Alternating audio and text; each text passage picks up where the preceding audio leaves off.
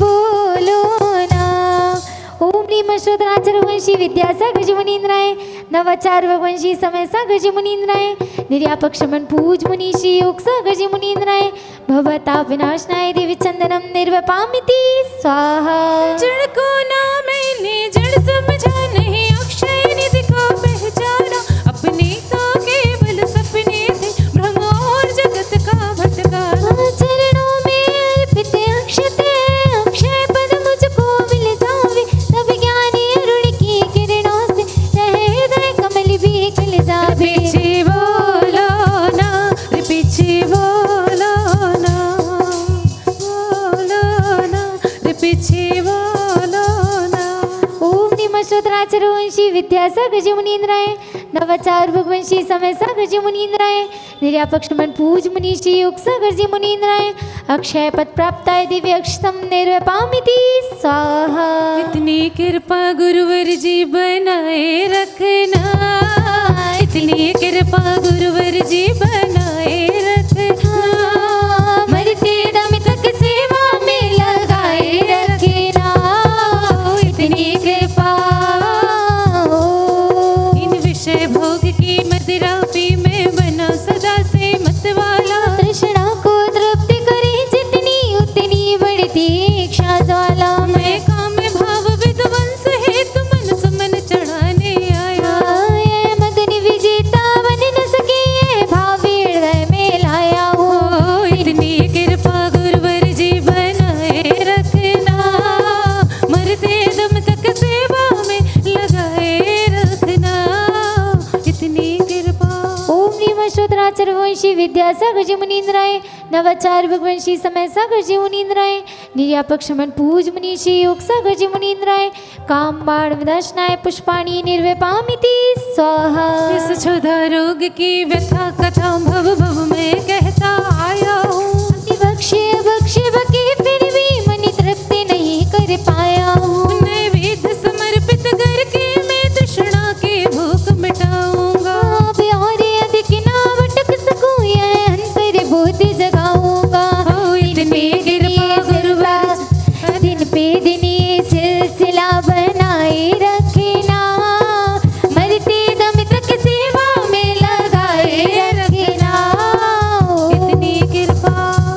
ओम नीम श्रोत्राचर वंशी विद्यासागर मुनींद्राय नवाचार भगवंशी समय सागर मुनींद्राय निर्यापक शमन पूज मुनीषी योग सागर मुनींद्राय क्षुधा रोग विनाशनाय दिव्य नैवेद्यम निर्वपामिति स्वाहा। मोहांधकार से व्याकुल हो निज को नहीं मैंने पहचाना। मैं राग देश में लिप्त रहा ऐसे हाथ रहा बस पछताना। यह दीप समर्पित है मुनिवर मेरा, तुम दूर भगा देना। तुम ज्ञानी दीप की बाती से मम अंतर दीप जला देना। इतनी कृपा गुरुवर जी बनाए रखना, इतनी कृपा गुरुवर जी बनाए रखना, मरते दम तक सेवा में लगाए रखना। इतनी कृपा। ओम ह्रीम श्रोत्राचर वंशी विद्यासागर मुनींद्राय नवाचार भगवंशी समय सागर मुनींद्राय निर्यापक शमन पूज मुनीषी योग सागर मुनींद्राय महामोहांधकार विनाशाय दिव्य दीपम निर्वपामिति। गुरुवर तुम हो ज्ञानी ध्यानी, गुरुवर तुम हो ज्ञानी ध्यानी, मैं बालक नादान, मैं बालक नादान। द्वार खड़े हम भी गुरुवर, द्वार खड़े हम भी गुरुवर, दो हमको कुछ ज्ञान, दो हमको कुछ ज्ञान। इन हो जाए जिगड़े का, सांसों की माला पे सिमरू मैं गुरु का नाम, गुरु का नाम। सांसों की माला पे सिमरू मैं गुरु का नाम, गुरु का नाम। इन्हें अशुभ कर्म ने घेरा है, मैंने अभी तक यह माना था, बस पापी कर्म तुझ पुण्य कर्म को छा रहा अपना नाता। शुभ शुभ कर्म सब रिपुदल है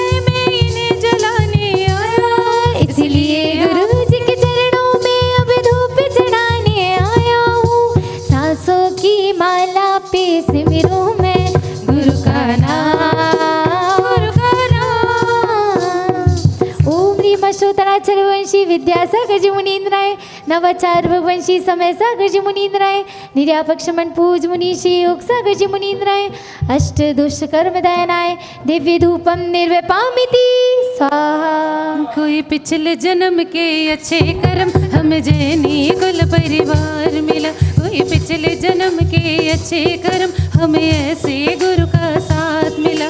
अरहंत प्रभु की शरण मिले हो, अरहंत प्रभु की शरण मिली। संतों मुनियों का साथ मिला हमें जैनी कुल परिवार मिला। भोगों को इतना भोगा कि खुद को ही भोग बना डाला। साधे और साधक का अंतर मैंने आज मिटा डाला।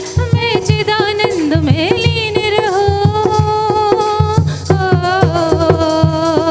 मैं चिदानंद में लीन रहूं। पूजा का यह फल पाना है, आना था जिसके द्वारा वह बिल बैठा मुझे ठिकाना है। कोई पिछले जन्म के अच्छे कर्म हमें जैनी कुल परिवार मिला।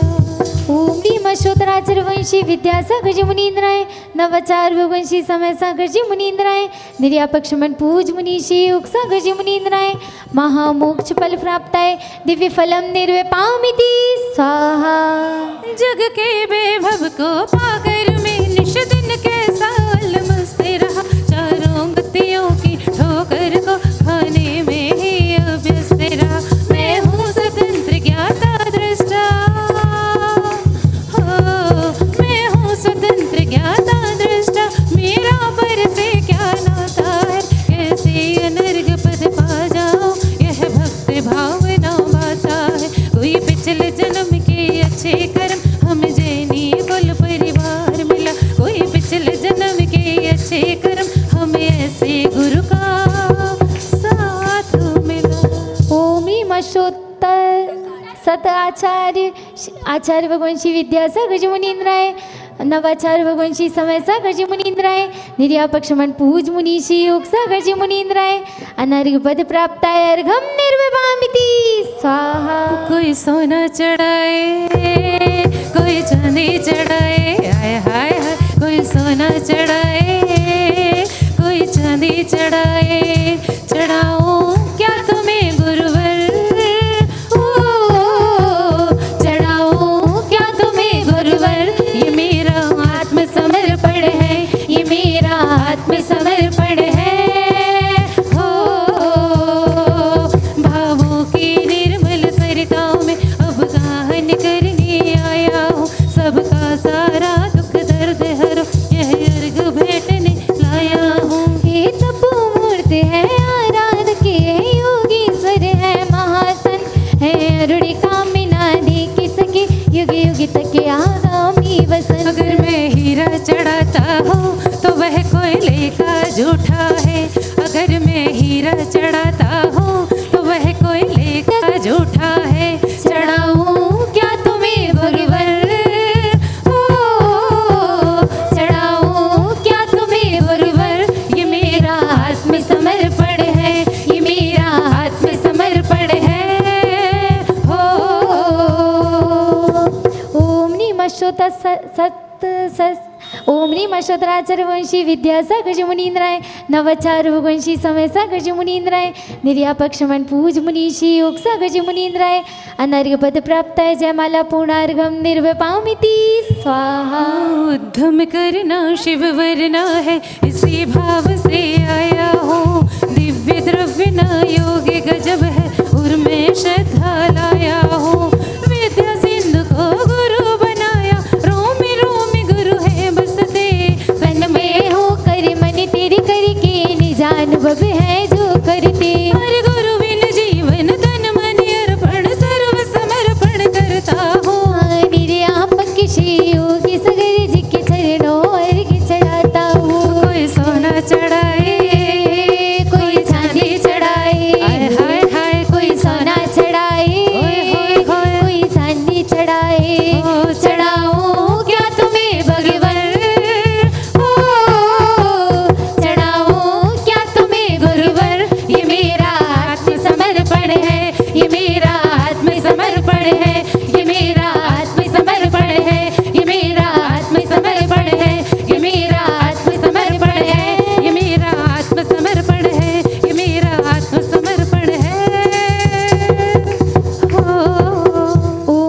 108 श्री विद्यासागर जी मुनि इंद्राय नवाचार भगवान श्री समय सागर जी मुनि इंद्राय निर्यापक शमन पूज मुनि श्री योग सागर जी मुनि इंद्राय पूज मुनि श्री निरोग सागर जी मुनि इंद्राय पूज मुनि श्री निर्मोह सागर जी मुनि इंद्राय पूज मुनि श्री निरामय सागर जी मुनि इंद्राय पूज मुनि श्री निर्भीक सागर जी मुनि इंद्राय आदि ढाई दीप में विराजमान 3 कम 9 करोड़ मुनि राज मुनि इंद्रव्यो नमः अनर्घ पद प्राप्ताय महार्घम निर्वपामिति स्वाहा।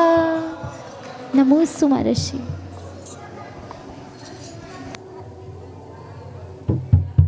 बाबा की अतिशयकारी गुना के चमत्कारिक श्री पारसनाथ भगवान की, आचार्य गुरुदेव श्री विद्यासागर जी, आचार्य समय सागर जी महाराज की, गुना में विराजमान परम तपस्वी ज्येष्ठ और श्रेष्ठ प्रथम निर्यापक श्रमण पूज मुनि श्री योग सागर जी महाराज की, महावीर भवन में साक्षात विराजमान पूज मुनि श्री निरोग सागर जी महाराज की, समस्त मुनि संघ की, गुरु की छाया में, गुरु की छाया में शरण जो पा गया, गुरु की छाया में शरण जो पा गया, उसके जीवन में, उसके जीवन में सुमंगल आ गया, गुरु की छाया में।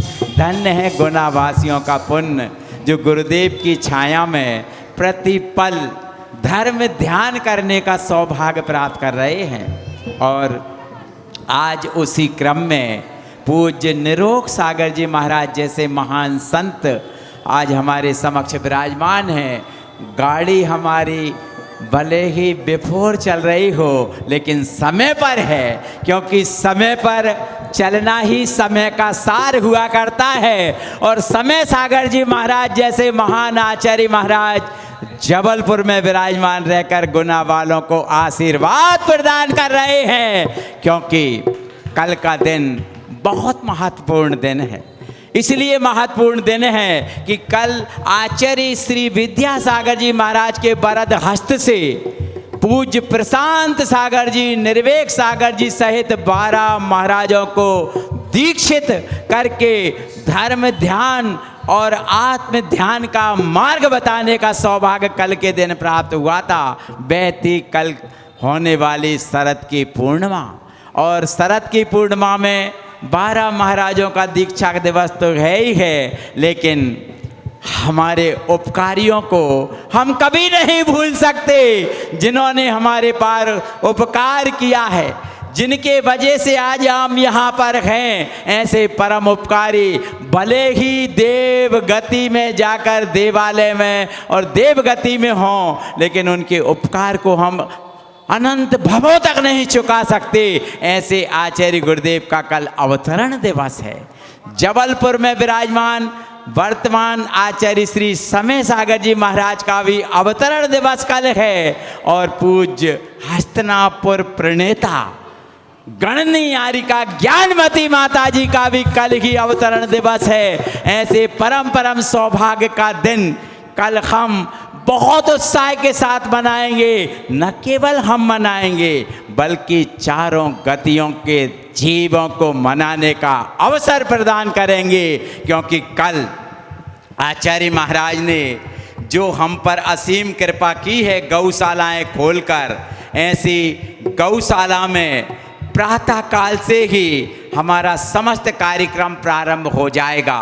कल आपको कम सोना है, 1 घंटे कम सोना, लेकिन अर्ली इन द मॉर्निंग यानी 6 बजे के पहले उठना है, और 6 बजे से 7 बजे तक देखिए तो सही, जो गुरुदेव गुना में विराजमान हैं वे जंगल जाते हैं। उस गौशाला में सभी महाराजों के सानिध्य में हम सब उन गौ माता मूक पशुओं की करुण पुकार को सुनेंगे, जिनको जीवन दान दिया है आचार्य भगवान श्री विद्यासागर जी महाराज ने।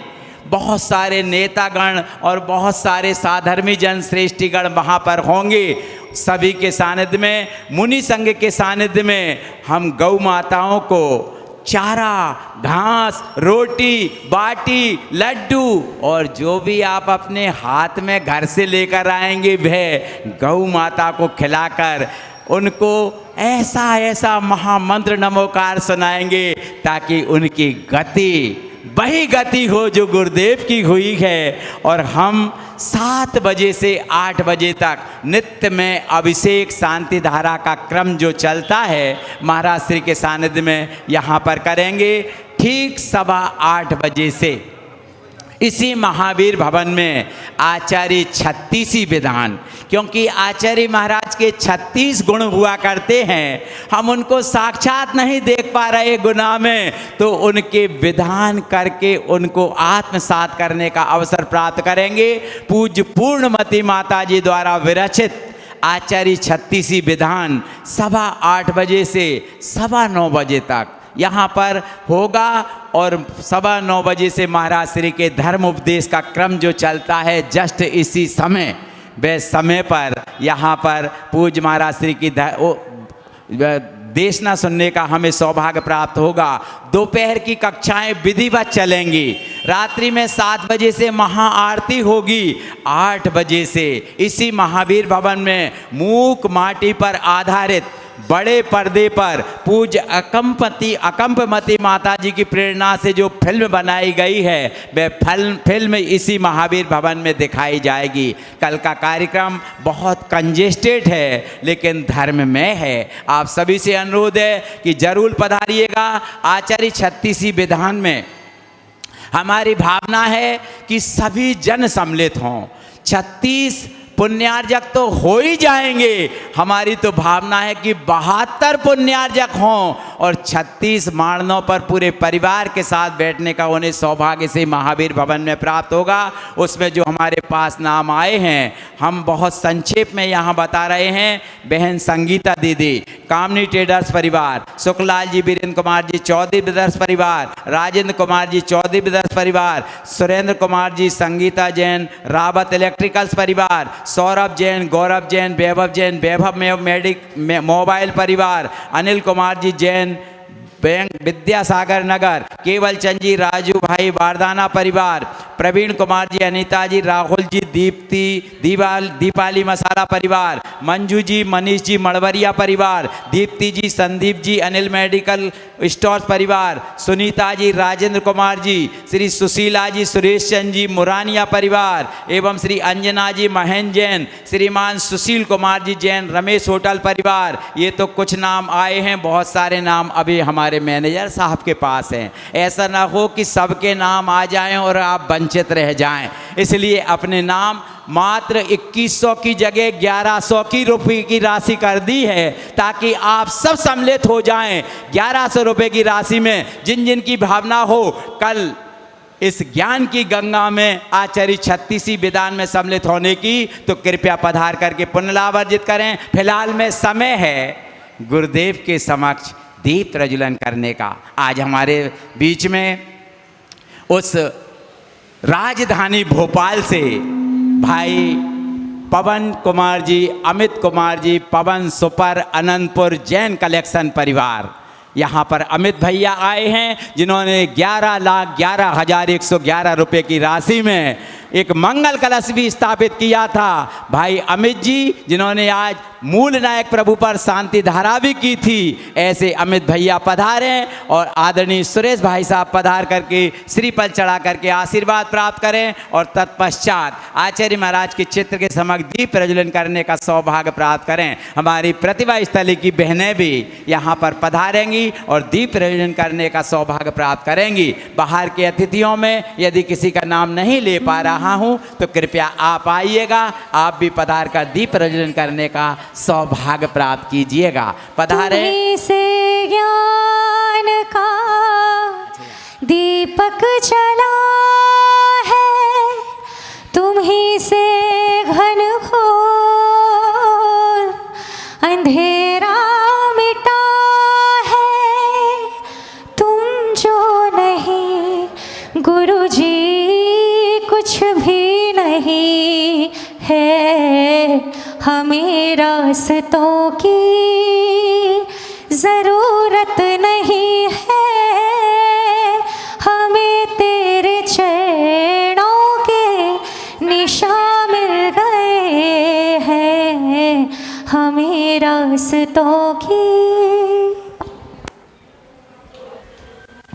सभी अतिथि शास्त्र दान करने का सौभाग्य प्राप्त करेंगे। श्रीमती ज्योति जी मेगा ऑटोपास परिवार, अमित भैया, सुरेश भाई साहब, सचिन जी, सभी और भी किसी की भावना बन रही हो शीघ्रता से पधारें और शास्त्र दान करने का सौभाग्य प्राप्त करें।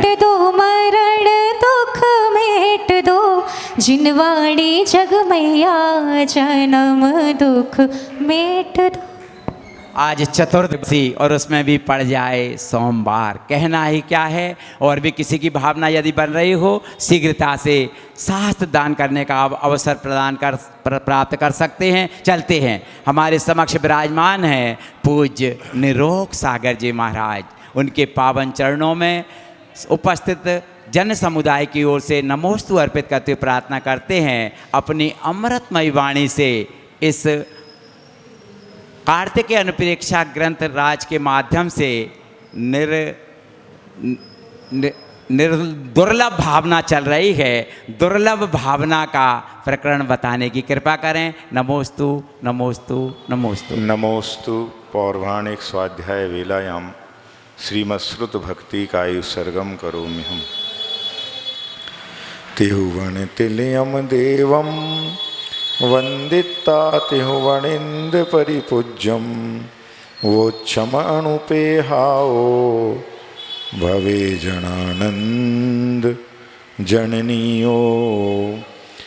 देवादिदेव मूलनायक चिंतामणि पार्श्वनाथ भगवान की, चतुर्विंशति तीर्थंकर भगवंतों की, संत शिरोमणि आचार्य भगवंत गुरुदेव श्री विद्यासागर जी महामुनिराज की, परम पूज्य आचार्य प्रवर श्री स्वामी कार्तिकेय महामुनिराज की, वर्तमान परंपराचार्य गुरुदेव श्री समय सागर जी महामुनिराज की, ज्येष्ठ श्रेष्ठ निर्यापक श्रवणमुनि श्री योग सागर जी महामुनिराज की, 3 कम 9 कोटि महामुनिराजों की, पूज्य मुनि श्री निरोग सागर जी महाराज की, मुनि संघ की।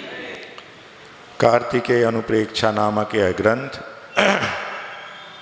10वीं भावना चल रही थी, लोक भावना, लेकिन उसमें विषय थोड़ा सा क्लिष्ट होने के कारण ज्येष्ठ मुनिराज ने यही कहा कि जिस विषय को उतने अच्छे तरीके से मतलब समझाया तो जा सकता, लेकिन समय भी नहीं और सुनने वालों की उतनी मतलब इंटरेस्ट या कहना चाहिए उनको नहीं आ रहा समझ में, तो इससे बेहतर है कि उस चीज़ को ड्रॉप कर दिया जाए और नया विषय जो कि क्या है, इंटरेस्टेड है, तो उसको बताया जाए। तो इस प्रकार से वह भावना कुछ गाथाओं को छोड़ दिया गया लोक अनुप्रेक्षा के अंतर्गत, और फिर कल ज्येष्ठ मुनिराज ने आपको 4 गाथाओं के द्वारा बोधि दुर्लभ भावना, माने ये ऐसी भावना है कि जिसके बारे में पढ़ना तो सरल सा लगता है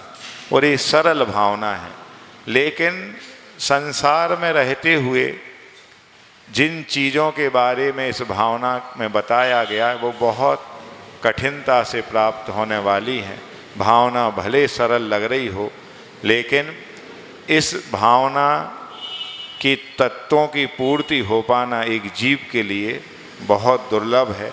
ऐसी बोधि दुर्लभ भावना के अंतर्गत कल ज्येष्ठ मुनिराज ने बताया था कि कैसे वह जीव अनंत काल तक निगोद में रहता है, निगोद से निकल कर के जैसे तैसे अन्य जो पंच स्थावर में, निगोद तो वनस्पति काय के अंतर्गत ले लिया जाता है, इसमें भी 2 मत हैं कि एक निगोद अलग राशि है, लेकिन आता तो त्र्यंच गति के अंतर्गत ही है।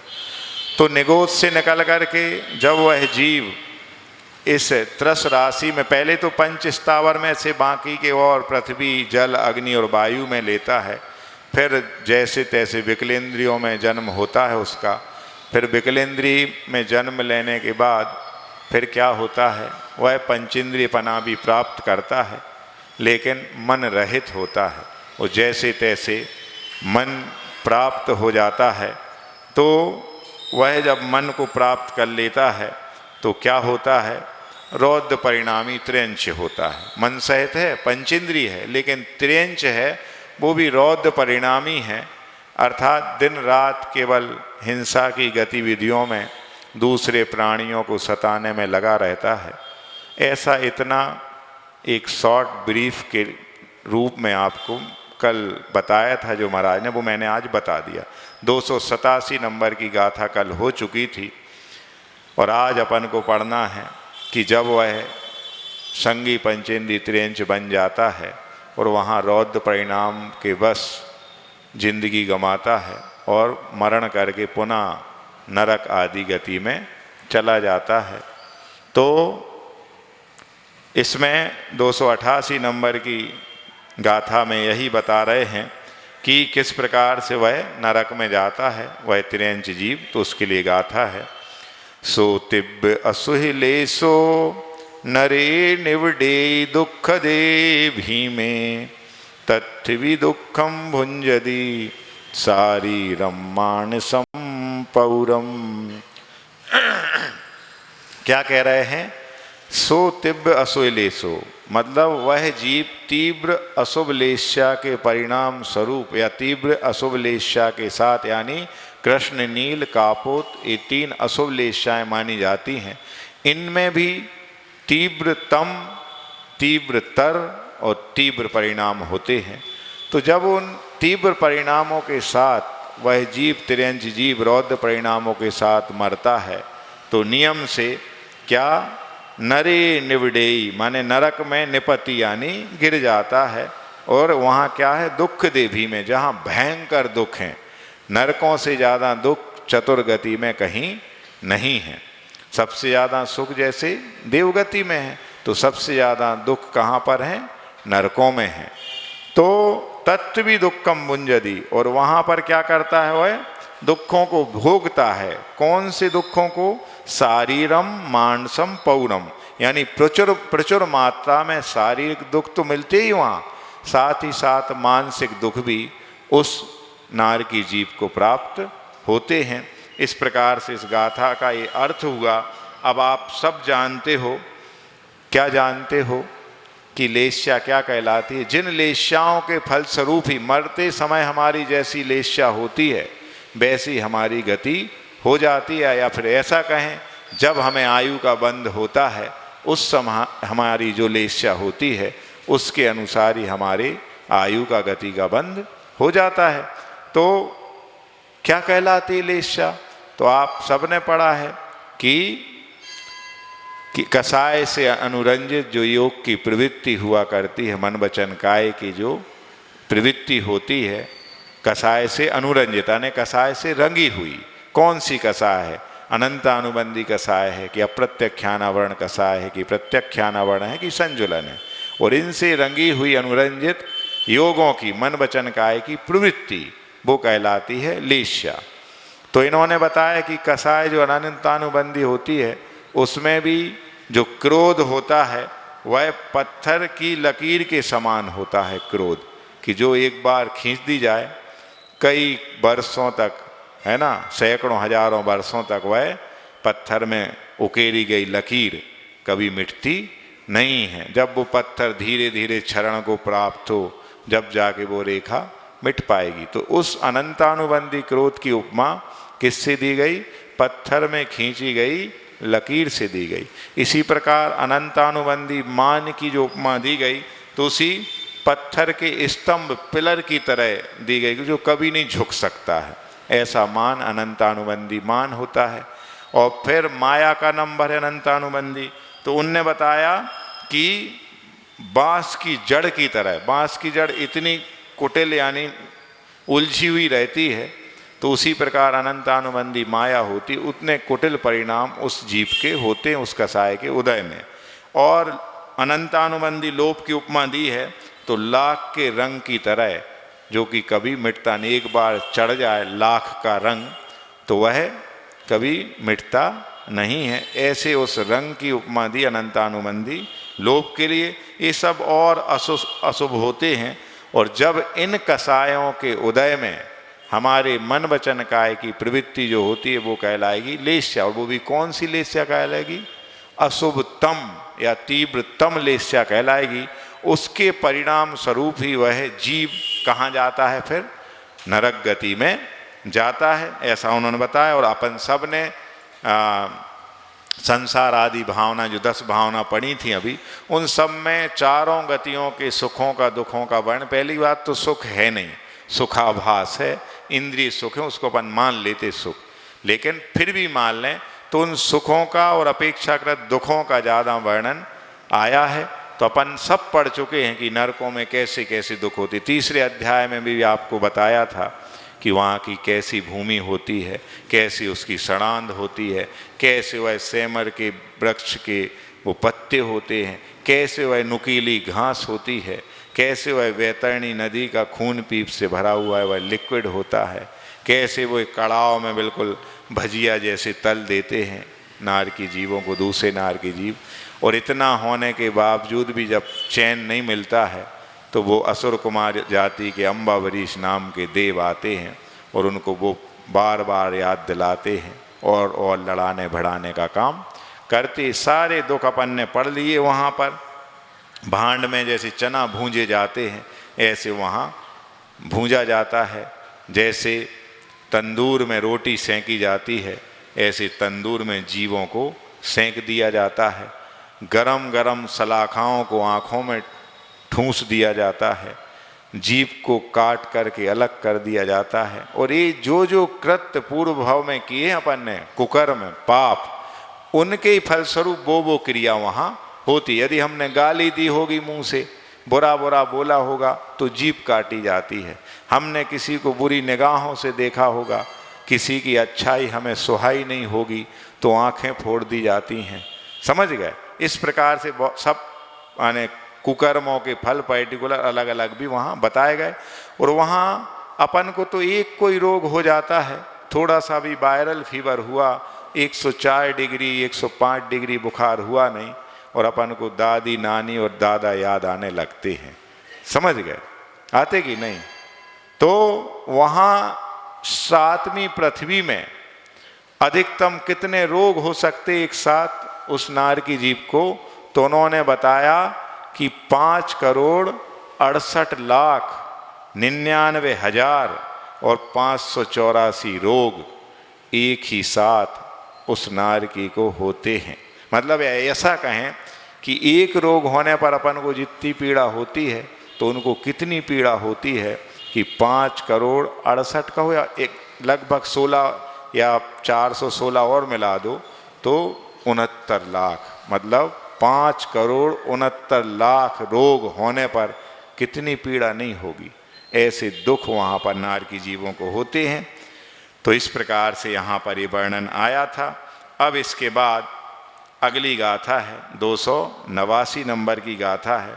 तो वो क्या कहते हैं कि जैसे तैसे वह नरक की आयु को पूर्ण करके निकलता है और नियम से 7म पृथ्वी का नार की तो नियम से 83 बनता है, पंचिंदी 83 बनेगा और क्रूर बनेगा यानी शेर आदि बनेगा।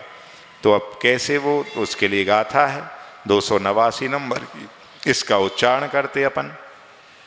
तत्तो निस्सरिदूणम पुनरवितिरे सुजाए दे पावो तत्विदुःखमनंतम विसहदि जीवो अनेविहम। क्या कह रहे हैं? तत्तो निस्सरिदूणम, वहाँ से निकल करके पुनरपि पुनः अपि फिर से, क्या त्रियेषु यानी 83 गति में जायते यानी उत्पन्न होता है और पापा और फिर वहाँ पे पुनः पाप करता है। तत्वी दुखम अनंतम और फिर से अनंत दुखों को वहाँ पर प्राप्त करता है। विसहेते जीवा अनेक विदम और फिर क्या करता? अनेक प्रकार के पाप पूर्वक वहाँ पर उन दुखों को जीव क्या करता? सहता है। नरक से निकल के 83 हुआ और 83 में भी आप सब जानते हो कितने दुख होते हैं। बद बंधन बदत छेदाती भारा रोपणान पान निरोधा। ये काय में आया है? बताओ काय में आया है? तत्वार सूत्र में तो आया। किसकी विवेचना में आया? अहिंसा अणुव्रत के जो 5 अतिचार हैं उनमें आया है। तो जिनने अतिचार लगाए होंगे या नहीं भी लगाए हैं और जिनने मनुष्य होने के बावजूद भी त्रियंचों को सताया होगा उनका वध किया होगा, उनको बांधा होगा खूब कस के, अच्छा गिरमा हिल डुल ना पाए, है ना, उनका अन्नपान का निरोध किया होगा, उनकी क्षमता से ज़्यादा उन पे बोझा लादा होगा, समझ गए। ये सब जो कृत्य किए होंगे तो इनके फलस्वरूप अपन को भी कम से कम त्रियंच तो बनना ही पड़ेगा, और बड़ी बात नहीं है, नरक भी जा सकते हैं। अभी वो लोग बच्चे बहुत उत्साही हैं, गौशाला का बहुत बड़ा अभियान चल रहा है, जैसे तैसे अलख जगी है ना। क्यों? हमें वो बात तब समझ में आती है जब वक्त निकल जाता है, जब हमारी जवानी चली जाती है, बुढ़ापे में समझ में आता कि अब हम कुछ गौ सेवा कर लें, परमार्थ के काम कर लें, और उस समय तक क्या शक्ति नहीं रहती है, समझ गए। तीन चीजें जीवन में कभी एक साथ नहीं मिलती किसी को, क्या? समय, समझ और शक्ति, समझ गए। बचपन में समय खूब रहता है और शक्ति खूब रहती, लेकिन समझ नहीं होती है, तो भी कोई काम का नहीं है बचपन। जब जवानी आती है तो क्या होता है? समझ भी आती है, शक्ति भी बहुत रहती, इतनी शक्ति रहती है कि यदि पत्थर में सिर मार दें तो पत्थर टूट जाए, यदि हीरा को हाथ में लें तो ऐसे वो नेमी कुमार जैसे बिल्कुल हीरा को भी, वज्र को भी चकनाचूर कर दें, इतनी शक्ति रहती। जवानी का जोश अलग रहता है, इसलिए कहा जाता है कि जवानी के जोश में कभी होश नहीं खोना चाहिए, जो कि खो रहे हैं आज के युवा वर्ग के लोग। तो समझ भी है, शक्ति भी है, लेकिन समय नहीं रहता, इतने व्यस्त रहते हैं, इतने व्यस्त रहते हैं। कैसे व्यस्त रहते हैं कि फुल बिजी विदाउट वर्क, काम कुछ है नहीं और व्यस्त इतने हैं। और जो कहते ना कि हमारे पास वक्त नहीं है, तो वो व्यस्त नहीं है, एक्चुअल में उनकी जिंदगी अस्त व्यस्त है और कह रहे कि हम व्यस्त हैं, समझ गए। उन कामों में जिनमें वो मस्त हैं, जो जिनका जीवन अस्त व्यस्त है, वही कहते अपनों के लिए कि हम व्यस्त हैं और हमारे लिए आपके पास समय नहीं है। सोचो आप, तो उनके पास समय नहीं है जवानी में, और जब बुढ़ापा आता है तो क्या होता है? आपके पास समय भी खूब रहता। रिटायर्ड पर्सन हो गए हैं, अकेले टायर्ड हो तो भी, थके हुए तो रिटायर्ड, पुनः पुनः थक के आ गए हैं जवानी को खो के। तो ऐसे वो अर्ध मृतक सम बूढ़ापन हो। अर्ध मृतक क्यों कहा जाता है? क्योंकि मृतक को उठाते हैं 4 लोग और बूढ़े को उठाने के लिए चाहिए पड़ते हैं 2 लोग, एक ए तरफ से एक ए तरफ से, इसलिए अर्ध मृतक के समान बूढ़ापना कहा जाता है। तो उस समय समय बहुत है, समझ भी है, लेकिन शक्ति नहीं बची। तो इसके पहले कि हम सबका बुढ़ापा आए, जाग जाओ, परमार्थ के काम कर लो, वरना ये सब जो वर्णन पढ़ रहे हैं ना, इन सबको भोग के आए हैं, और पुनः जो चतुर्गति निगोध या इतर निगोध हुआ करते हैं, वो ही हैं जो त्रिसत्य को प्राप्त करके इस संसार राशि में आकर के पुनः निगोध की यात्रा करने लगते हैं। तो उनको चतुर्गति निगोध या इतर निगोध कहते हैं। तो ऐसा कहीं नहीं लिखा है कि हम संगी पंचेंद्रिय पना प्राप्त करके भी पुनः निगोध में न जाएं, जाते हैं, जा सकते हैं। इसलिए चेतना जरूरी है, और यदि नहीं चेत रहे हैं तो ये परमार्थ के काम, गौशाला के काम, उन मूक पशुओं के प्रति दया, करुणा, अनुकंपा रखना, ये भी सम्यक दृष्टि की एक पहचान है। जो प्रसम, संवेग, आस्तिक और अनुकंपा, ऐसे 4 भाव बताए हैं सम्यक दृष्टि के, या फिर 5 जो 4 भाव आते हैं, सत्वेषु मैत्रिम गुणसु प्रमोदम, क्लिष्टेषु जीवेषु कृपा परत्तम। तो जो क्लिश्यमान जीव हैं, दुखी जीव हैं, उन पे करुणा के भाव रखना हम सबका परम कर्तव्य है। हम सब जाएं। एक कतई नहीं लिखा है कि जो गौशाला समिति के अध्यक्ष, मंत्री, संतरी, सदस्य हों वो ही जाएं। एक कतई नहीं लिखा है कि समाज के जो ठेकेदार हैं उनका ही जिम्मा है। भैया, जिसको त्रियंच गति में जाने से बचना है तो उन त्रियंच मूक पशुओं की सेवा कर लो, उनके प्रति दया रख लो, और अपनी इस बेकार की व्यस्त लाइफ में से भी कम से कम 1 घंटा उनके लिए निकालो। 1 घंटा नहीं निकालते हो तो सप्ताह में एक दिन निकालो जब हम 2-4 घंटे के लिए वहाँ जाएं, उनके दुखों को दूर करने का उपाय करें, उनके खाने पीने की, उनके रहने की, उनके बैठने की व्यवस्था को हम सुचारू रूप से करें, तब जाके हम सही मानव कहलाएंगे। तभी हमारे इस मनुष्य की ये जो दुर्लभता है उसकी सार्थकता होगी, जैन कुल में जन्म लेने की सार्थकता होगी। समझ गए? वरना ऐसे कई बार लिया कई बार ले लेंगे और पता नहीं चलेगा जिंदगी कब कब्र में पहुंच जाएगी हमारी ये जिंदगी। तो यहाँ पर यही लिखा है कि वहाँ पे अनंत दुखों को वह त्रियंच फिर सहता है। भूख, प्यास, गर्मी, ठंडी, अति भारारोपण, छेदन, भेदन, तारण, मारण, इन सब दुखों को उसको सहना पड़ता है। और फिर जैसे तैसे वो उस त्रियंच पर्याय को भेद करके शुभ परिणामों के द्वारा इस मनुष्य पर्याय को प्राप्त करते हैं। तो अब मनुष्यत्व की दुर्लभता के लिए दृष्टांत सहित यह गाथा 290 नंबर की बता रहे हैं। रैणम चौपहे पिब मणुयत्तम सुट्टु दुर्लहम लह्य मिच्छो हवे जीवो तत्विपावम समज्जेदी। क्या कह रहे हैं? मनुष्य पर्याय की दुर्लभता कैसे? रैणम चौपहे पिब, मतलब एक रत्न है या रत्न की राशि है, उस चतुष्पथ पे रख दिया, चौराहे पे रख दिया। आपकी थैली लेके आ रहे थे आप ज्वेलर्स के यहाँ से, और वो थैली आपकी चौराहे पर गिर गई। अब बताइए क्या मिल सकती पुनः? जितना उसका तो मिलना फिर भी सुलभ है, लेकिन मणुयत्तम सुट्टु दुर्लभम लई, लेकिन इस मनुष्य पना का प्राप्त होना, इस मनुष्य पर्याय का प्राप्त होना उससे भी कई गुना अत्यंत दुर्लभ है। मिच्छो हवे जीवो, और फिर जैसे तैसे वह क्या मनुष्य पना मिल भी गया तो मिलेच्छ हो जाता है, और तत्रपि पापम समर्जति, और वहाँ पर फिर क्या करता है? वह मिथ्या दृष्टि मिलेच्छ होकर के पाप का उपार्जन करता रहता। क्योंकि आप सब जानते हो कि मिलेच्छ खंड में धर्म का कोई अस्तित्व नहीं है, ना वहाँ जिनालय है, ना गुणीवान पुरुष हैं, ना गुण है कुछ।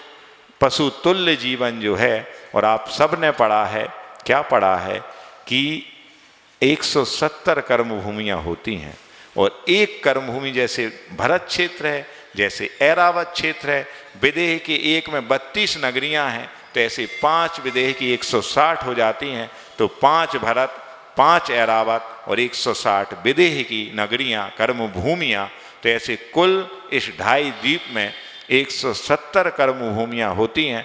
और आप सब जानते हो कि एक एक कर्म भूमि को एक वह पर्वत और 2 वो नदियाँ डिवाइड करके 6 भागों में बांट देती हैं। 6 भागों में विभाजित हो जाता है एक क्षेत्र, जिसमें से एक होता है आर्यखंड और 5 होते हैं मिलेच्छ खंड। इसका मतलब यदि कर्म भूमियाँ आर्यखंड की अपेक्षा से 170 हैं, जहाँ की तीर्थंकर उत्पन्न होते हैं, एक साथ 170 तीर्थंकर भी अजितनाथ भगवान के काल में थे और किसी तीर्थंकर के काल में नहीं हुए। तो जब 170 कर्म भूमियों में 170 आर्य खंड होते हैं, तो उनसे 5 गुने मिलेच्छ खंड, यानी कितने? 170 गुणित 5, 17 पुना 85, 850 मिलेच्छ खंड हुआ करते हैं। उन मिलेच्छ हमने मनुष्य पर्याय भी प्राप्त कर ली और मिलेच्छों में जन्म हो गया, तो त्रियंच गति का नाम कर्म का उदय भली नहीं है, मगर उनसे गया बीता जीवन है। कितना संगी पंचेंद्रपना मिला, मनुष्य पर्याय मिली, फिर भी धर्म कर्म को छे नहीं, दिन रात केवल पाप कार्य में लगे हैं। वो बात अलग है कि वहाँ से वो त्रियंच आ जाते हैं, जैसे चक्रवर्ती की 32,000 जो रानियाँ होती हैं वो वहाँ से यहाँ आ जाती हैं। वहाँ से आया हुआ जीव यहाँ मुनि भी बन सकता है, समझ गए, लेकिन वहाँ कोई धर्म कर्म नहीं कर पाएगा। तो इस प्रकार से ये जीवन भी जिया अपन सब ने, ये किसी और की गाथा नहीं पढ़ रहे, ये सब अपनी गाथाएं पढ़ी जा रही हैं। या ऐसा कहो ये अतीत में अपन ऐसे थे और अभी भी नहीं समझ रहे, तो भविष्य ही है अपना, समझ गए। तो इस प्रकार से ये कौन से नंबर की गाथा हो गई? 290। उदाहरण क्या दिया? चौराहे पर पड़ा हुआ है रत्न एक बार जब खो जाए तो उसका पाना जितना दुर्लभ है उससे भी कई गुना दुर्लभ इस मनुष्य पर्याय का पुनः पाना है। तो ये हो गया। अब 291 नंबर की गाथा है। इसमें क्या बता रहे हैं कि अथ आर्य खंडादिसु उत्तरोत्तर दुर्लभत्वम गाथा सटकेन आय। अब आर्य खंड आदि में उत्पन्न होना 6 गाथाओं के द्वारा कितनी दुर्लभता से मिलती है वो बताते हैं। इस बोधि दुर्लभ भावना में कुल 18 गाथाएं हैं। 4 कल पूज्य ज्येष्ठ महाराज ने की थी, अपन अब कर रहे हैं, जितनी हो जाएंगी। माने ये छोटी सी भावना थी, 1 या 2 दिन में ये हो जाएगी। तो 291 नंबर। अहिलहदि अज्युवत्तम तहन विपावे उत्तमम गोत्तम उत्तम कुले विपत्ते धनहीनो जाए दे जीवो। क्या कह रहे हैं? अथ लहदि अज्वत्तम, यदि उसने प्राप्त कर लिया, लभते क्या, आर्यावर्तम मतलब आर्य खंड में उत्पन्न हो गया, तह न भी पावे उत्तमम गोत्तम, फिर भी उसको उत्तम उच्च गोत्र की प्राप्ति नहीं हुई, नीच गोत्र में उत्पन्न हुआ, नीच कुल नीच जाति में उत्पन्न हुआ, तो क्या होगा? फिर कुछ नहीं कर पाएगा। और यदि मान लो उत्तम कुले भी पत्ते, यदि उत्तम कुल भी प्राप्त कर लिया, उच्च गोत्र का भी उसका उदय हो गया, धनहीन हो जाए दे जीव। और यदि निर्धन हुआ, गरीब हुआ, दर दर की ठोकरें खा रहा, या सुबह से शाम के लिए क्या होता है, एक वो व्यक्ति होता है जो सुबह सुबह दौड़ता है, किसके लिए? पेट कम करने के लिए। और एक वो आदमी होता है जो सुबह सुबह दौड़ता है पेट भरने के लिए। या ऐसा कहो कि एक वो होते हैं कि जो कि इतना खा लिया है, इतना है उनके पास कि अब अजीर्ण हो रहा है तो दौड़ना पड़ रहा है पचाने के लिए। और एक वो गरीब होता है कि उसके पास कुछ भी नहीं है तो भाग दौड़ करना पड़ रही है 2 वक्त की उस रोटी को कमाने के लिए। दोनों का जीवन है, कितनी बड़ी विडंबना है। देखो आप, माने इस संसार में सब घटित होता है। कैसा घटित होता है कि एक वो आदमी है जो 100 किलो का वजन उठा सकता है लेकिन उसको खरीद नहीं सकता, और एक हम और आप जैसे सेठ लोग हैं कि जो 100 किलो खरीद सकते हैं तो उठा नहीं सकते हैं। माने हर चीज, मैंने कहा ना कि समय शक्ति समझ एक साथ यदि मिल जाए बहुत पुण्यात्मा जीव होता है। समझ गए? क्यों होता है कि हम कमाते रहते हैं, लेकिन साधु और स्वादु में या साधु और संसारी में कितना अंतर है?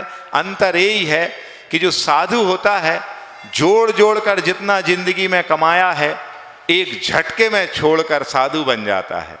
और संसारी प्राणी क्या है कि जोड़ जोड़ कर जो कमाता है यहीं जुड़ा हुआ छोड़कर चला जाता है और पाप को साथ ले जाता है, और पाप के फलस्वरूप ये सारे दुख भोगना पड़ते हैं। तो इसके पहले की जिंदगी, ये सांसों की माला है ना, जब टूटे उसके पहले हम इस जिंदगी को सजीवता से जोड़ लें, उस करुणा दया अनुकंपा से जोड़ लें, उस परमार्थ की भावना से जोड़ लें, ताकि हमें और संसार में ना भटकना पड़े। हम साधु बने ना बने, लेकिन इस स्वादुपना को छोड़ दें और साधुपना का जो स्वाद है उसके लिए कदम जरूर बढ़ाएं। तब तो ये बोधि दुर्लभ, ये सब भावना पढ़ने का मजा आएगा, आनंद आएगा। तो इस प्रकार से इस गाथा में क्या कह दिया कि वो आर्य खंड में उत्पन्न हो भी गया तो उसको उच्च गोत्र नहीं मिला, उच्च गोत्र मिल भी गया तो वो गरीब हुआ तो कुछ भी नहीं कर पाता है। तो इस प्रकार से ये गाथा होगी। अब आर्य कहलाते कौन हैं? तो जो गुणों से अथवा गुणवानों से सेवित होते हैं, या फिर ऐसा कहें जो स्वयं गुणी होते हैं और गुणवानों की संगति में रहते हैं, उनको आर्य कहते हैं। या ऐसा कहें जिस भूमि में चक्रवर्ती, तीर्थंकर, नारायण, प्रतिनारायण 63 सला का पुरुष जन्म लेते हैं उसको आर्य खंड कहते हैं। और इसके अलावा जो 5 और भूमियाँ होती, खंड होते, उनको मिलेच्छ खंड कहते हैं। तो इस प्रकार से इसका वो हो गया कि हमने उत्तम कुल पा लिया, क्षत्रिय, ब्राह्मण, वैश्य कुल में भी जन्म ले लिया, समझ गए। यहाँ तक कि मुनि बनने की भी योग्यता धारण करने की शक्ति है, बन नहीं रहे, लेकिन दरिद्रता यदि आ गई तो भी जीवन कष्ट में ही बीतता है। अब इसके बाद अपन एक आध गाथा और पढ़ते, समय तो आज अपने पास है। आज मैं 8:40 पे चला के आ गया था, फिर भी मुझे 9:08 पे माइक दिया गया। मैं माइक का लोलूपी नहीं हूँ, मंचमाला माइक से तो जितनी दूर रहो उतना बेहतर है, समझ गए। लेकिन है यही कि अब जब आए हैं, जब पढ़ा नहीं है, मेरी बारी है, तो भाई जितना कम से कम स्कूल में, विद्यालय में एक पीरियड होता है 40 मिनट का, क्योंकि मेरा नियम कि मैं 9:50 पे तो छोड़ूंगा। अब आप 9:10 तक दे रहे हो तो 40 मिनट मिलेंगे। यदि आप 9:12, 9:15, 9:18 तो वो उतने मिनट कम हो रहे हैं, फिर विषय भी उतना नहीं दे पाते हैं, समझ गए। कसाय उत्पन्न नहीं होती है। लेकिन यही लगता है सब लोग यही सोचते होंगे कि जी महाराज पे कछु बनत ने कहानो, इसे बिल्कुल शॉर्ट एंड स्वीट में बिल्कुल जैसे तैसे निपटा कर और जल्दी से निकल ले, सस्ते रस सस्ती और सकरी गली से, है ना। पर होता यही है कि according to science human being, जो हमारी ह्यूमन बीइंग है, तो हमारी जो साइकोलॉजी है वो यही है कि अधिकतम 40 मिनट तक ब्रेन जो है कॉन्शियसनेस में रहता है। ऐसा कहीं अंतर मुहूर्त जो बताया ना, जिस प्रकार से छठम सप्तम गुणस्थान अंतर मुहूर्त में बदलते रहते हैं, इसी प्रकार ब्रेन भी कॉन्शियस से सबकॉन्शियस और फिर अनकॉन्शियस, तो वो कन्वर्ट होता रहता। मतलब एकाग्रता का जो टाइम है वो मैक्सिमम 48 मिनट ही है। उससे ज़्यादा यदि मैं झिलाऊंगा तो झपकी आएगी, बढ़िया निद्रा देवी सवार होंगी आप पर, यहाँ वहाँ मन भटकेगा, कहीं आप अनर्थ दंड में वो चिटाई के तांत पटाओगे, आप कहीं दूसरे को गुदगुदी करोगे, कहीं दूसरे को लौचोगे, समझ गए। कहीं वो किताब के पन्ने पे यहाँ वहाँ ऐसे ऐसे करते, कुछ ना कुछ अनर्थ दंड की क्रियाएं प्रमादचर्या होने लगती। क्यों? प्रमाद का उदय तो मुनि महाराज को भी आ जाता, प्रमत्त व्रत सप्तम से छठे में आए, प्रमाद की बहुलता हो गई, तो फिर आप कौन हैं? आपको तो महाप्रमाद है। तो इसलिए वो 40 मिनट बनाए गए। तो अपन इसलिए 40 मिनट की मर्यादा में बंधे रहते हैं। पूर्व के संस्कार भी हैं, 40-40 मिनट के बहुत पढ़ाए हैं, है ना। तो अब 92 नंबर 292 नंबर की गाथा है। वो क्या कहते हैं कि दरिद्री से वह धन सहित भी हो गया, तो क्या फिर और दुर्लभता है। तो गाथा 292 नंबर, अय धन सही दो हो दिहु इंद्रिय परिपुण्य दात दो दुल्हा, अह इंद्रिय संपुण्यो तह भी सरो हवे देहो। क्या कह रहा है? अथ धन सही दो, यदि वह धन सहित माने धनवान भी हो दी यानी हो गया, तो इंद्रिय परिपुण्यदा तदो दुल्हा, और फिर क्या हो गया? हाथ पैर से ठीक होना, अर्थात पूरी इंद्रिय की प्राप्ति, पांचों इंद्रिय सही सही हैं, अंधा नहीं है, काना नहीं है, लूला नहीं है, लंगड़ा नहीं, मतलब दिव्यांग नहीं, हैंडीकैप्ड नहीं है, पूरे आंगोपांग सही हैं। इनका भी होना कठिन है। चलो ये भी हो गए, शरीर अविकल भी हुआ, तो फिर क्या हो गया? निरोग शरीर मिलना। लिखा ना इसमें क्या? सरो हवे होदी, मतलब क्या हो जाए? सरोगा भवेत देहा, मतलब रोगी होता है वह जीव, निरोगी नहीं होता है। और पहला सुख संसार में क्या है? निरोगी काया है। दूजा सुख नाम अकेले से कछु नहीं होत, निरोग नाम हो जाए सो काम हो जाए, ऐसा कुछ नहीं होता। होता ये है कभी कभी कि जैसा नाम वैसा काम नहीं होता है, या फिर ऊंची दुकान और फीके पकवान, समझ गए, ऐसा भी होता है। या फिर नाम बड़े और दर्शन छोटे, ऐसा होता है। तो जरूरी नहीं है। क्यों? नाम है अमीर चंद और दो दो रोटी हो तरस रहे, समझ गए, होता है ऐसा। नाम है शांतिनाथ और बिल्कुल ज्वाला सी भभक रही दिमाग में, होता है कि नहीं होता? होता है ऐसा। तो नाम अकेले से तो नाम निक्षेप से नाम रख दिए जाते हैं, लेकिन एवं भूत नय की अपेक्षा से जब हम उस रूप हों तब जाके वो नाम हमारा सार्थक होता है। तो इसमें यही बता रहे हैं। क्या बता रहे हैं? कि कदाचित धनाढ़ भी हुआ तो हाथ पैर से ठीक होना, अर्थात अपंग, अंधा, लंगड़ा, लूला वगैरह नहीं होना। और यदि कदाचित अविकल हुआ, अर्थात आँख नाक कान वगैरह भी ठीक हो गए, ठीक प्राप्त हो गए, तो भी शरीर रोग मुक्त हो, कभी बीमारी ना आए। क्यों? आप सब जानते हो कि कमाते सब हैं और गमाते भी सब हैं। आ रही समझ में? नहीं आ रही समझ में? माने जितना व्यक्ति सुकून पाने के लिए नहीं कमाता है, उससे ज्यादा आधा जीवन दूसरों को दिखाने में लग जाता है कि हमने इतना कमाया। दिखाना मतलब ये हमारा आलीशान बंगलो है, ये हमारी कार है, ए ग्रेड की कार है, अप टू डेट हमारी लाइफ स्टाइल है, हमारे बच्चे इंटरनेशनल दून इंटरनेशनल स्कूल में पढ़ रहे हैं, समझे, हमारे बच्चे डीयू में पढ़ रहे हैं, श्री राम कॉलेज में पढ़ रहे हैं, यहाँ पे पढ़ रहे, वहाँ पे पढ़ रहे, तमाम प्रकार की चीज़ें केवल किसके लिए? ताकि हमारा वो स्टेटस सिंबल बना रहे। हमारी जो ढोंग की ज़िंदगी है, जो कि ढंग की ज़िंदगी से दूर कर रही है, लेकिन वो ढोंग की ज़िंदगी जीने में भी बहुत आनंद मनाते हैं लोग, और इसी में जीवन चला जाता है। और आप सब जानते हैं कि वक्त एक बार जब हाथ से निकल जाता है तो दोबारा लौट के नहीं आता है। वक्त भी वक्त मांगता है, काय के लिए? वक्त को संभालने के लिए। कैसा? वक्त हर वक्त को बदल देता है, सिर्फ वक्त को थोड़ा वक्त तो दो। वक्त हर वक्त को बदल देता है, सिर्फ वक्त को थोड़ा सा वक्त तो दो। या ऐसा कहें, वक्त खुद कहता है कि हमें थोड़ा सा बख्श तो दो। बख्श दो यानी थोड़ा तो रहम कर दो भैया। इतनी दुर्लभ मनुष्य पर्याय मिली थी, इतनी दुर्लभ निरोगता शरीर मिला था, पूरी पंचेंद्रिय मिली थी, बुद्धि ठिकाने पर भी थी, फिर भी यदि अपन नहीं पा पाए अपने आप को तो कुछ नहीं होता है। बस इतना रखो जीने का अंदाज, क्योंकि आजकल नफरत की दुनिया चारों तरफ है। लोग प्यार कम कर रहे हैं, नफरत ज़्यादा कर रहे हैं। उन लोगों से कहना यही है कि ज़िंदगी का जीने का ढंग ये रखो कि मेरे पास वक्त नहीं है नफरत करने के लिए उन लोगों से जो कि मुझसे नफरत करते हैं। मेरे पास वक्त नहीं है नफरत करने के लिए उन लोगों से जो मुझसे नफरत करते हैं। क्यों? क्योंकि मैं व्यस्त हूँ उन लोगों में जो मुझसे प्यार करते हैं, क्योंकि मैं व्यस्त हूँ उन लोगों में जो मुझसे प्रेम करते हैं, मुझसे अपनापन रखते हैं, मुझसे जिनका की सौहार्द है।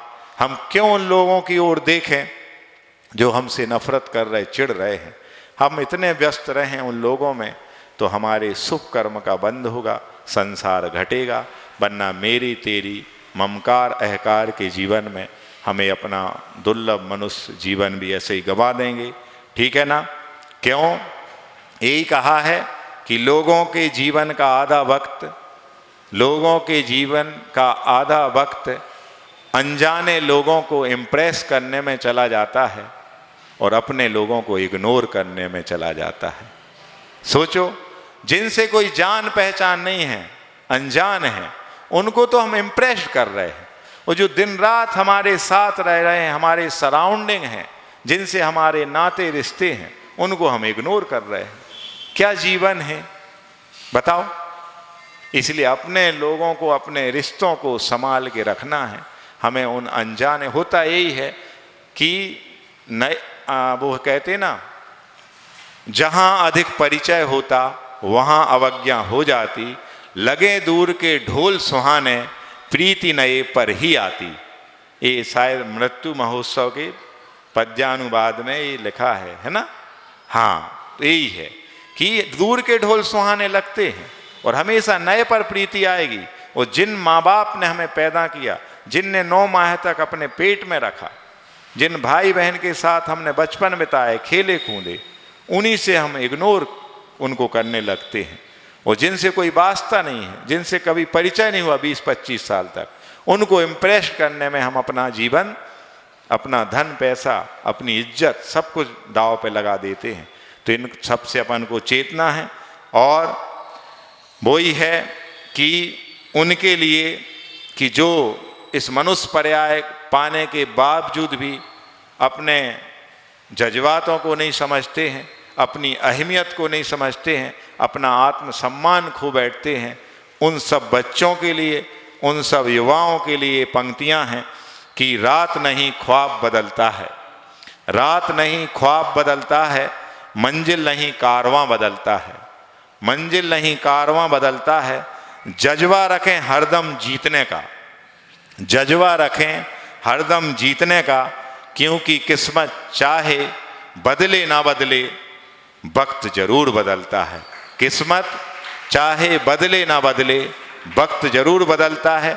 और जो समय पर रहते हुए अपने वक्त को बदल लेते हैं तो ठीक है, अन्यथा वक्त उनको जरूर बदल देता है। अब आप समझ जाओ, वक्त के साथ अपन को अपने आप को बदलना है कि वक्त के द्वारा ठोकरें खा के बदलना है, ये अपने हिस्से में है, जैसा आप चाहें। यही है, होता है कि जितना भी ये दृश्य जगत दिखाई दे रहा है, हम इसमें ही गाफिल हैं। हम ये संयोग संबंध सब कुछ मान बैठे हैं, ये नहीं सोचते कि संयोग तो दुख मनेक भेदम। समझ गया, संयोग हुआ है, दुख के साथ वियोग के साथ दुख भी होगा, जो भी मिला है वो बिछड़ेगा जरूर। तो इसके पहले हमारी यह देह जिसको हम अपना मान रहे हैं, बड़ी दुर्लभता से प्राप्त हुई थी, फिर भी ये छूटे, उसके पहले हम जाग जाएं। इस देह के छूटने के पहले हम खुद इसको छोड़ने का साहस जुटा लें और संलेखना पूर्वक मरण की तैयारी कर लें। समझ गए? तो उसके लिए क्या है कि वक्त के आने पर जुदा होना ही पड़ता है, वक्त के आने पर जुदा होना ही पड़ता है। जिसे मुश्किल से पाया हो उसे भी खोना ही पड़ता है, जिसे मुश्किल से पाया हो उसे खोना ही पड़ता है। और बदल जाओ वक्त के साथ, या फिर वक्त बदलना सीख लो। बदल जाओ वक्त के साथ या वक्त बदलना सीख लो। मजबूरियों को मत कोसो, मजबूरियों को मत कोसो, हर हाल में चलना सीख लो, हर हाल में चलना सीख लो। इन्हीं भावों के साथ सुनाना तो हमको एक कविता भी थी आपको, लेकिन आप हमेशा मेरे द्वारा आप खुद लेट करते हो और हमारे हुसूलों से, सिद्धांतों से, मुझसे ही खुद से समझौता कराते हो। सोचो, हमें बहुत पीड़ा पहुंचती है, फिर भी मैं कहता हूं जिस दिन मेरी बारी हो 40 मिनट मांगता हूं कुल मेरा आपसे, उतने हमें आप एक दिन में 1440 मिनट होते हैं। 24 घंटे में 60 का गुणा करें तो 1440 मिनट हुआ करते।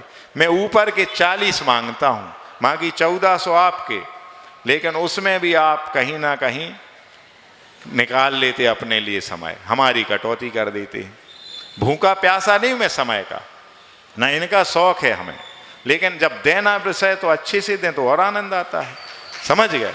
तो इसलिए ध्यान रखें। तो अब तो नहीं सुनाऊंगा कविता, है अच्छी कविता थी, बुंदेली में थी। समझ गए? पूज्य मुनिराज द्वारा, जो कि अभी वहाँ पर हैं बासोदा, उनकी लिखी कविताएं। मैं कुछ नहीं लिखता, मैंने एक दिन और बोला था, मैं कुछ भी पढ़ा लिखा नहीं हूँ। इतना पढ़ना सीख गया कि हिंदी के वो 52 अक्षर जानता हूँ, अंग्रेजी के 26 जानता हूँ, उनको जोड़ के शब्द बना लेता हूँ, वाक्य जिसने बनाया उसको पढ़ लेता हूँ। समझ गए?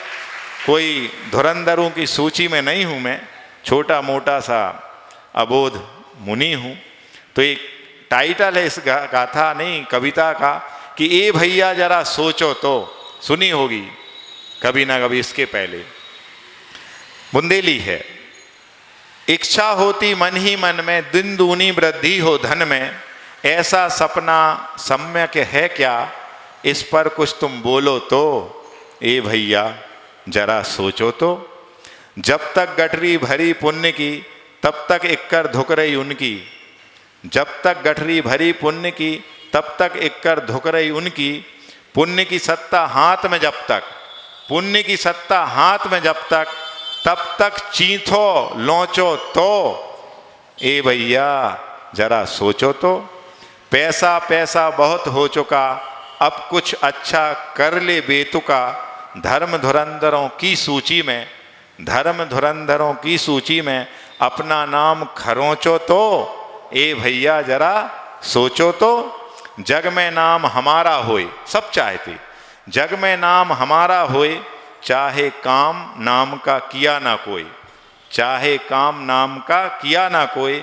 अरे भव्य जनों के श्री चरणों में कबहू तो पहले पहुंचो तो, अरे भव्य जनों के श्री चरणों में कबहू तो पहले पहुंचो तो, ए भैया जरा सोचो तो। आधी रात को खाना खाते, भूले भटके मंदिर जाते, जैन जैन हम जैन कहाते, अरे जैन कहते संकोचो तो, ए भैया जरा सोचो तो। वीर प्रभु के अनुयायी जन कर लो शांत एकाग्र मन, प्रभु आपके हृदय विराजे, निज आत्म में खोजो तो, निज आत्म में खोजो तो, ए भैया जरा सोचो तो, ए भैया जरा सोचो तो। सारी बातें इतनी सारी बता रहे, 5 मुनिराज बता रहे, फिर भी नहीं सोच पा रहे। हम लोग क्या कर सकते हैं। 11 नवंबर तक का अनुबंध है आपके साथ। 11/11/25 के बाद कभी भी 9-2-11 हो जाएंगे, इतना ध्यान रखना। बोधि समाधि परिणाम शुद्धि, स्वात्मोपलब्धि शिव शौक सिद्धि, चिंतामणिम चिंतित वस्तुदाने, ताम वंद मानस ममास्तु देवी। द्वादशांग जिनवाणी माता की, आचार्य गुरुवर श्री विद्यासागर जी महामुनिराज की, पूज्य निरोग सागर जी महाराज की। माँ जिनवाणी को अर्घ्य समर्पित करते हैं। जल चंदन अक्षत पुष्प चरुचत, दीप दुहुप अति फल लाभे, पूजा को ठानत जो तुम जानत, सो नर ध्यानत सुख पावे।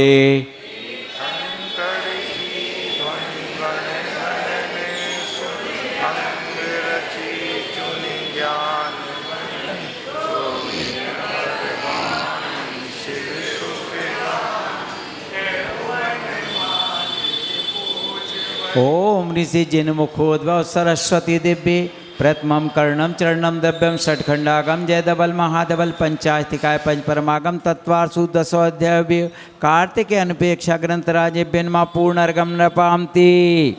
नमोस्तु महाराज श्री, नमोस्तु नमोस्तु नमोस्तु। सभी को सादर जय जिनेन्द्र। कल शरद पूर्णिमा का परम पावन दिवस है।